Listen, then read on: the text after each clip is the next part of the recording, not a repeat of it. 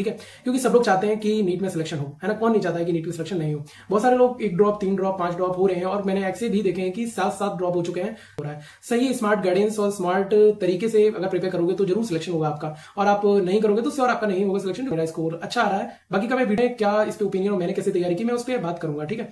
तो मेरे मार्क्स अच्छे आ रहे हैं, है ना, इसलिए इसको कितना जल्दी कवर करना चाहिए भैया। तो hello guys, welcome back to my next video. तो आप लोग इस वीडियो के लास्ट एंड तक बने रहना, क्योंकि इसमें बहुत सारी चीजें बताने वाला हूं जिसमें आप लोग इंतजार कर रहे थे अभी तक कि मुझे भी बता दो 7 मंथ में कैसे तैयारी करें, है ना। बहुत सारी चीजें आप लोगों ने मुझसे डीएम किया था, है ना। तो जल्दी से जाओ चैनल को जाके सब्सक्राइब कर लिया करो। आप लोग सब्सक्राइब नहीं करते हो मुझे पता है, और लाइक तो दबा दिया करो भाई, लाइक तो कर दिया करो कम से कम। मुझे मोटिवेशन मिलती है, मैं और अच्छा कंटेंट लेके आऊंगा आप लोगों के लिए, और बहुत सारी अच्छी अच्छी चीजें बताऊंगा जिससे आपकी नीट में प्रिपरेशन में हेल्प हो सके। और जो भी बच्चे सीबीएसई की तैयारी कर रहे हैं, 10th में है, 11th में है और 12th, जो लोग तैयारी कर रहे हैं मुझे कमेंट करना, मैं आपके लिए जरूर एक सेपरेट वीडियो लेके आऊंगा, ठीक। लास्ट एंड तक वीडियो को देखना और रुके रहना, है ना। अगर आपने वीडियो को स्किप किया तो श्योर आप बहुत अपनी चीज छोड़ दोगे, है ना, और बहुत इंपॉर्टेंट चीजें छोड़ दोगे जो कि आपके नीट प्रिपरेशन के लिए बहुत हेल्पफुल होगी, ठीक है। तो वीडियो को स्किप मत करना बिल्कुल भी, और वीडियो को लास्ट तक देखना जाके, तो आपको जरूर चीजें देखने को मिलेंगी, बहुत सारी इंपॉर्टेंट चीजें जो आपको हेल्पफुल होगी, ठीक है। मैं तो स्टार्ट ने सिलेबस को कंप्लीट किया, है ना, उसके ऊपर वो बहुत सारी चीजें पूछ रहे हैं, तो उस पर बात करेंगे आज कि मैंने इस ईयर की सिलेबस को कैसे कंप्लीट किया था। मैंने 7 ईयर, बट अगर देखूं तो 7 मंथ में सिलेबस करना हाँ पॉसिबल है, क्योंकि बट हाँ ऐसा नहीं है कि 10 मंथ में ही सिलेबस अभी से नहीं लगना है, 7 मंथ बचेंगे हम तभी तैयारी करेंगे, ऐसा नहीं है। जितना जल्दी करोगे उतना भी अच्छा है, और फिर डिपेंड करता है आपके ऊपर कि आप कितना अच्छा पोटेंशियल दे पा रहे हो अपनी पढ़ाई को, है ना, कितना अच्छा आप प्रैक्टिस कर रहे हो, कितना आप चीजों को ध्यान में रख रहे हो, वो चीज मैटर करती है। मैटर नहीं करता है कि आप कितने मंथ प्रिपरेशन की, है ना।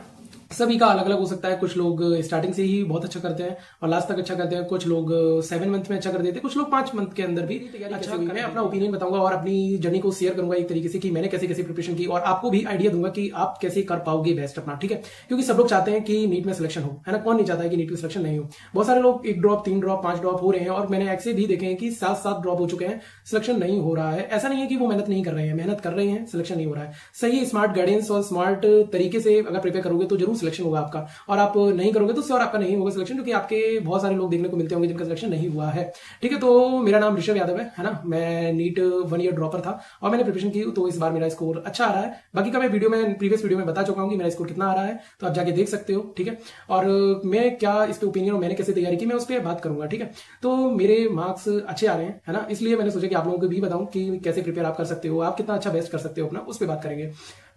तो सबसे पहले बायो वगैरह से स्टार्ट करते हैं और लास्ट एंड फिजिक्स तक जाएंगे अपन, और एक एक चीज और एक एक सेपरेट चीजों को मैं क्लियर करूंगा कि कैसे क्या करना है, ठीक है। मोस्ट इंपॉर्टेंट स्टेटमेंट रहता है कि सिलेबस को कितना जल्दी कवर करना चाहिए भैया। तो देखो सिलेबस को आप कभी भी कर सकते हो, ठीक है। अब कभी भी का मतलब ये नहीं है कि आप अप्रैल में एग्जैक्ट कर रहे हो जाके, नहीं, आपको एट द एंड दिसंबर, ठीक है, दिसंबर में सिलेबस खत्म करना चाहिए अगर आप ड्रॉपर हो तो, ठीक है। अगर आप फ्रेशर हो, 12th में हो, तो आपको 15 फरवरी और 10 फरवरी के अप्रॉक्स आपको सिलेबस खत्म कर देना चाहिए, है ना। अगर आपका नहीं हो पाता है तो आपको बहुत ज्यादा परेशान नहीं होना है। हाँ, तैयारी आपकी पहले से बेस्ट है तो आप कर सकते हो, ठीक है। नहीं है तैयारी बेस्ट तो फिर आपको जल्दी जल्दी चीजों को खुद से करना पड़ेगा। इंस्टीट्यूट पे डिपेंड नहीं रहना है कि क्लासेस में क्या चल रहा है, क्लासेस में टीचर्स क्या करा रहे हैं, उस पर डिपेंड आपको बिल्कुल नहीं रहना है, क्योंकि बहुत सारे लोग कहेंगे कि नहीं भैया, टीचर बोलते हैं कि मेरी बात मानो और लास्ट तक एंड करो। देखो सिलेक्शन आपका होना है, नहीं तो बहुत सारे बच्चे आपने देखे होंगे जो बहुत सारे ड्रॉप लेके बैठे हैं और कुछ नहीं हो रहा है ना। स्मार्ट तरीके से आपको करना पड़ेगा, ठीक है। अगर आप ड्रॉपर हो तो रियली एक बात याद रख लो कि आपका सिलेबस दिसंबर एंड तक खत्म हो जाना चाहिए, है ना, फिजिक्स केमिस्ट्री और बायो तीनों में। और उसके बाद आपको टेस्ट देना है, ठीक है, उस चीज पे ध्यान देना है। तो स्टार्टिंग से अपन बता देते हैं कि कैसे सिलेबस को खत्म करना है। अभी टीचर्स आपको पढ़ा रहे होंगे, है ना, तो उसके साथ साथ आपको चीजें करनी है, ठीक है। और ये भी आपको पता होगा कि जो चीजें आपको आती हैं उन पे थोड़ा कम फोकस, है ना, या क्लास आपको छोड़ना पड़े, है ना, क्योंकि बहुत सारे लोग क्लासेस छोड़ते हैं ऑफलाइन इंस्टीट्यूट में। अगर आपको क्लासेस छोड़ना पड़े तो आप छोड़ सकते हो, ठीक है, बट किसकी, जो आपको चैप्टर अच्छे से तैयार है। और अगर आपको क्लास नहीं छोड़ना है, मेरा ओपिनियन रहेगा कि क्लास आप मत छोड़ो, है ना, क्योंकि अगर आप एक छोड़ोगे फिर आप बहुत सारी क्लासेस छोड़ते जाओगे तो इससे डिसबैलेंस होगी आपकी पढ़ाई, ठीक है। क्लास आप मत छोड़ो और क्लास में ही आप रिवाइज करो, ठीक है। जैसे आपको कोई भी चैप्टर, आपको एग्जांपल मान लेते हैं बायोमोलिक्यूल अगर आपको आता है तो आप उस चैप्टर को अगर टीचर्स पढ़ा रहे हो उस टाइम पे तो आप दूसरा कुछ पढ़ सकते हो, ठीक है। ऐसा नहीं है कि उस चैप्टर को आप और पढ़ रहे हो, है ना, उस पर टाइम वेस्ट नहीं करना है, ठीक है। टाइम आपके पास एक एक कीमती है। अगर आपको अभी इस अहमियत नहीं पता चल रही है टाइम की तो आपको वो पता चलेगी दिसंबर में, ठीक है। और बहुत सारे बच्चे दिसंबर में आके अपनी तैयारी बिल्कुल लो चुकी होती है और वो छोड़ देते हैं तैयारी को, मूव अप कर देते हैं, गिव अप कर देते हैं जिसको हम बोलते हैं, ठीक है। तो उस पर आपको ध्यान देना है कि आपको जो चीज आती है उस पर टाइम नहीं लगाना है ज्यादा, है ना। बेसिक मैथ, वेक्टर्स, बहुत सारी चीज चलती है, आपको सबको पता है कि कितना इंपॉर्टेंट है कितना नहीं इंपॉर्टेंट है। मैं अगर आप चाहते हो कि मैं इस पर वीडियो बनाऊं तो जरूर वीडियो लेके आऊंगा, ठीक है। बट बेसिक मैथ और वेक्टर्स, बेसिक मैथ जरूर यूज होती है, हाँ रियली फिजिक्स में यूज होती है, बट वेक्टर एक लिमिट तक यूज होता है, उसके बाद वेक्टर यूज नहीं होता है, ये बात सच है। बट अगर मैं देखूं ऑफलाइन इंस्टीट्यूट को बहुत सारे तो बहुत ज्यादा वेक्टर को डिटेल में समझाया गया है। वेक्टर इतना डिटेल में समझाने की कोई मतलब नहीं है। वेक्टर सिंपली यूज होता है, नॉर्मली जितना होता है उतना यूज होता है, बहुत ज्यादा यूज नहीं होता है वेक्टर्स फिजिक्स के अंदर, ठीक है। तो उस पर टाइम वेस्ट नहीं करना है। और केमिस्ट्री, फिजिक्स, इसी तरीके से चीजों को अपनी को प्रिपेयर करना है और बहुत अच्छा प्रिपेयर करने के लिए आपको जल्दी जल्दी सिलेबस को, चीजों को कवर करना है। जो आता है आपको वो स्किप करते जाना है और एक दो बार रीड किया उस चीज को, ऐसा नहीं है कि पढ़ा ही नहीं पढ़ना है, आपको रिवाइज कर लिया उसको, ठीक है। फिर उसके बाद जो चीज नहीं आती उस पर ज्यादा टाइम देना है। और याद रखना, आप लोग चाहते हो कि मैं एक सेपरेट वीडियो लेके आऊं कि उसमें बताऊं आगे कि कौन कौन सी चीज इंपॉर्टेंट है फिजिक्स, केमिस्ट्री एंड बायो, तो आप कमेंट कर देना मुझे, ठीक है। मैं श्योर आपके लिए वीडियो लेके आऊंगा सेपरेट, ठीक है। फिजिक्स के अंदर आपको बता दूं तो पीछे से स्टार्ट करना है हमेशा से, है ना। मॉडर्न फिजिक्स, बाकी टीचर्स अगर हम देखें तो स्टार्टिंग वहीं से करते हैं, kinematics, NLM, work power energy, centre of mass, वहां से स्टार्ट करते हैं। बट आपको वहीं से स्टार्ट करना है, कोई दिक्कत नहीं है, हाँ। बट आपको ध्यान बहुत ज्यादा किस पे देना है, मॉडर्न फिजिक्स, सेमीकंडक्टर और मॉडर्न फिजिक्स के 3-4 यूनिट आ जाती है, वो आपको क्लियर करने चैप्टर्स, ठीक है। और सेमीकंडक्टर बता दिया मैंने, और सेंटर ऑफ मास का एक क्वेश्चन आता है, और ग्रेविटेशन, इलेक्ट्रोमैग्नेटिक, है ना, और एसी, ये सब चैप्टर्स हैं, मैग्नेटिक इफेक्ट, ये सब चैप्टर्स हैं जिनको आप बहुत ज्यादा टाइम दो अभी से। टीचर्स 11th की स्टार्ट करते हैं सबसे पहले, तो उसको पढ़ो और साथ साथ इनके फॉर्मूले रिवाइज करो, ठीक है।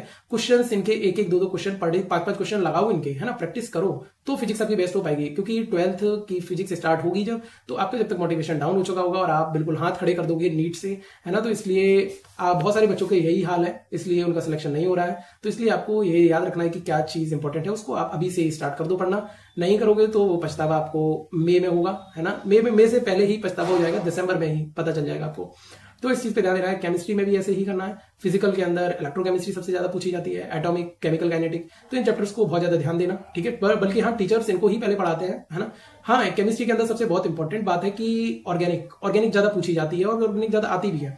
तो ऑर्गेनिक को आप प्रिपेयर करो और अभी से स्टार्ट कर दो प्रिपेयर करना, क्योंकि लास्ट एंड आएगा। ये सब जो भी चीजें इंपॉर्टेंट चलती हैं वो हमेशा ऑफलाइन इंस्टीट्यूट के अंदर लास्ट में ही स्टार्ट होती है। ये सबसे बड़ा निगेटिव पॉइंट है कि ऑफलाइन इंस्टीट्यूट में सबसे लास्ट में ये सब चीजें चलती हैं। बहुत कम बैचेस होते हैं जिनमें पहले पढ़ाया जाता है 12th को। बट अगर हम देखें 12th का ही वेटेज नहीं, 11th का भी वेटेज है। बट अगर हम देखें इंपॉर्टेंट चैप्टर्स तो सबसे ज्यादा लास्ट में ही पढ़ाए जाते हैं। जैसे कि ऑर्गेनिक स्टार्ट होती है, वो भी मिड से लास्ट के रेंज में स्टार्ट होती है मंथ में, तो वो भी चीज गलत है मेरे हिसाब से, है ना। क्योंकि ऑर्गेनिक जब लास्ट में स्टार्ट होती है तो बहुत सारी चीजें छूट जाती हैं और बहुत सारी चीजें जल्दी जल्दी पढ़ाई जाती हैं तो नहीं कवर हो पाती हैं, है ना। इसी तरह से इनऑर्गेनिक आ जाती है, इनऑर्गेनिक डी एंड डेवलप कर सकते हो, ठीक है। और आपका पीरियोडिक, केमिकल बॉन्डिंग और कोऑर्डिनेशन केमिस्ट्री, ये कोऑर्डिनेशन केमिस्ट्री भी लास्ट में स्टार्ट होता है, इसलिए आपको अभी से स्टार्ट करना है ये सब चीजें, केमिकल कोऑर्डिनेशन और केमिकल बॉन्डिंग और पीरियोडिक और डी एंड डेवलप, ये चैप्टर्स अभी से पढ़ना स्टार्ट करो। सबसे पहले अगर प्रेफरेंस पूछोगे आप लोग कि भैया कौन सा पढ़ना चाहिए, तो केमिकल कोऑर्डिनेशन कंपाउंड, ठीक है, वो चैप्टर सबसे जल्दी पढ़ना चाहिए और अभी स्टार्ट करना चाहिए, क्योंकि थोड़ा हार्ड भी है और थोड़ा कम समझ में आता है लोगों को, इसलिए। बाकी का बायो के अंदर बायोटेक्नोलॉजी से स्टार्ट करना चाहिए, बल्कि कोचिंग्स में 11 से स्टार्ट होता है, बायोमोलिक्यूल और स्टार्टिंग के चैप्टर से स्टार्ट होता है। तो मेरा कहना यह है कि बायोटेक्नोलॉजी से स्टार्ट होना चाहिए, ऑर्गेनिक पॉपुलेशन वाली यूनिट होनी चाहिए और उसके बाद इधर आपकी लिविंग वर्ल्ड, बायो क्लासिफिकेशन, ये चैप्टर से स्टार्ट होने चाहिए। ये आपको ध्यान देना है, इस तरह से आपको पढ़ना है। बाकी की वीडियो बहुत ज्यादा लंबी हो जाएगी और आप बता देना मुझे कि क्या क्या कमेंट्स आप लोगों के आएंगे, उस पर मैं जरूर सेपरेट एक वीडियो लेके आऊंगा, ठीक है। तो जल्दी से जाओ, चैनल को जाकर सब्सक्राइब कर लिया करो और लाइक कर लिया करो आप लोग, और शेयर कर दिया करो। आप लोग नहीं करते हो मुझे पता है, जल्दी से जाओ सब्सक्राइब करो। मिलते हैं